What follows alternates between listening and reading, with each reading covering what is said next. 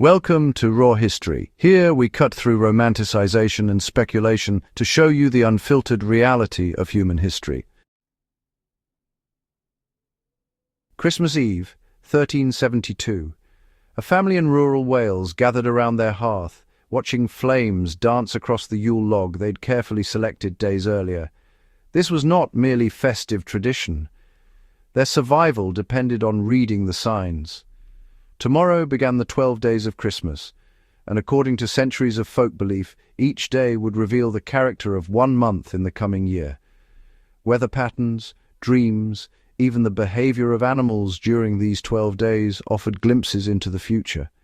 For a farming family living 3 poor harvests away from starvation, this was not superstition, but practical necessity. They needed to know. The 12 days stretching from December 25th through January 6th, the Feast of Epiphany, occupied a strange space in the medieval calendar. The Christian Church had formalized this period in 567 CE, when the Council of Tours designated it as one continuous sacred season. But the spiritual weight these days carried reached back far deeper into pre-Christian traditions. Germanic peoples called them Rauhnächte, the rough nights, when the veil between worlds thinned and spirits walked freely. In Celtic Britain and Wales, they were the Omen Days, when the future whispered through present signs. The beliefs were strikingly consistent across medieval Europe. Each of the 12 days corresponded to 1 month of the coming year. December 25th foretold January's character. December 26th revealed February. The pattern continued through January 5th, which predicted December. Everything that happened during these days carried prophetic weight. A sunny first day of Christmas promised a mild January. Storms on December 30th warned of violent weather in June. Dreams were recorded, natural phenomena noted, and the behavior of livestock observed with unusual attention. These were not casual observations. Medieval farmers, kept detailed records comparing their predictions against actual outcomes. Did the sunny third day of Christmas actually bring a warm March? When December the 28th brought thunderstorms, did August suffer damaging tempests? Over generations, families accumulated knowledge about which signs proved reliable and which were just coincidence.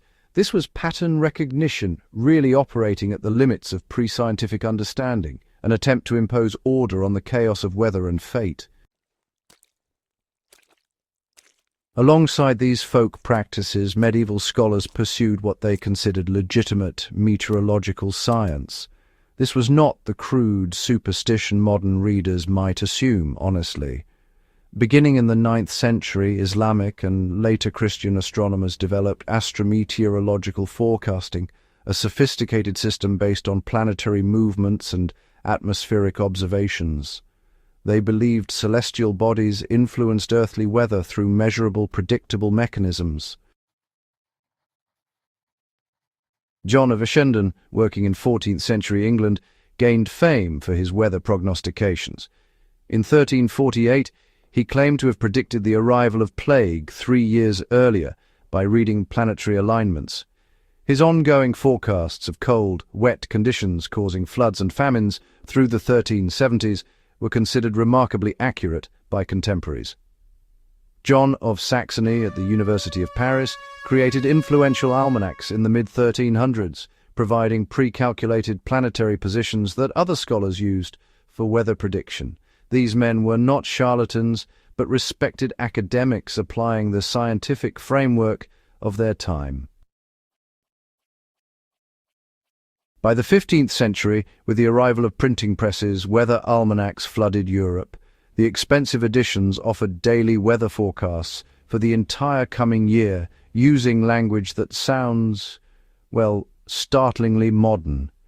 They predicted variable winds, fair conditions, driving rain, and showery weather. Astronomers like Tycho Brahe and Johannes Kepler continued refining these methods into the 17th century, arguing for systematic weather observations to improve forecast accuracy. Records kept by Kepler between 1593 and 1624 survive, showing his attempts to correlate planetary positions with actual weather patterns. The stakes were existential. Medieval European agriculture operated with minimal surplus. 2 consecutive bad harvests meant widespread hunger. 3 meant famine. Any advance warning about the coming growing season carried enormous value. If the Omen Days suggested a wet spring, farmers might delay planting. If December weather patterns indicated summer drought, households would conserve grain more carefully through winter. The Yule log itself, that massive piece of wood ceremonially lit on Christmas Eve and kept burning through the 12 days, served both practical and symbolic functions. Its continuous flame provided warmth during the darkest, coldest nights. The heat it generated gathered families together in communal spaces, but people also watched how it burned. Did the wood crackle and spark, suggesting volatility ahead? Did it burn clean and steady, promising stability? The smoke's direction, the ash's color, the flame's behavior, well, all these details were noted and interpreted. Modern meteorologists would, correctly point out that observing a burning log reveals nothing predictive about future weather. The smoke direction, well, it just reflects current air currents in the room. And ash color, yeah, that depends on the wood type and its moisture content, not on any coming atmospheric patterns. Still, to dismiss these practices as pure delusion actually misses their deeper function. They really represented humanity's attempt to find some control in an uncontrollable world, to transform anxiety about the future into actionable observation.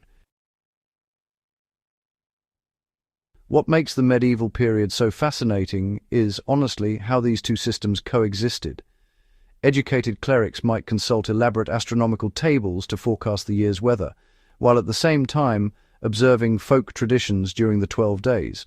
The Church officially discouraged divination as potentially demonic, yet theologians like Thomas Aquinas and Albert the Great explicitly endorsed astronomical weather forecasting as legitimate natural philosophy. The boundary between acceptable science and forbidden magic was, well, porous and negotiable. Some medieval weather predictions, actually succeeded through genuine observation.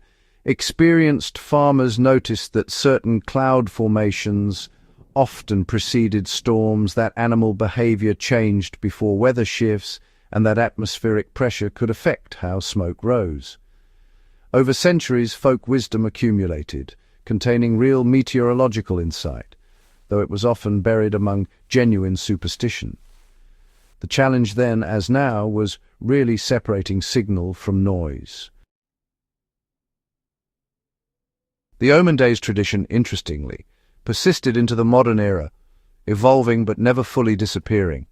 By the 18th century, publications like the Farmer's Almanac formalized long-range forecasting, claiming accuracy through proprietary formulas. These almanacs still exist today, their methods a blend of historical pattern recognition, astronomical observation, and, well, statistical analysis. They claim 80% accuracy, though independent studies suggest it's closer to 50%, barely better than chance. The medieval Christmas season was not the cozy, simplified affair we might imagine today. It was a time of spiritual intensity, practical divination, and quite a bit of profound anxiety about survival. Families gathered not just to celebrate, but to read the future in flames and weather.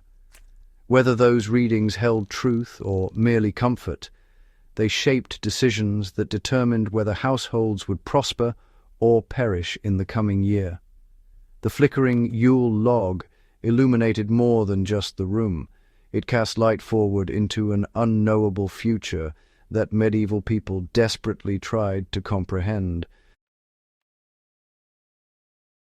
Hit that subscribe button to join Raw History as we continue exploring the beliefs, practices, and survival strategies that shaped our ancestors' lives. Share this with anyone interested in medieval culture, the history of science, or humanity's eternal quest to predict what comes next.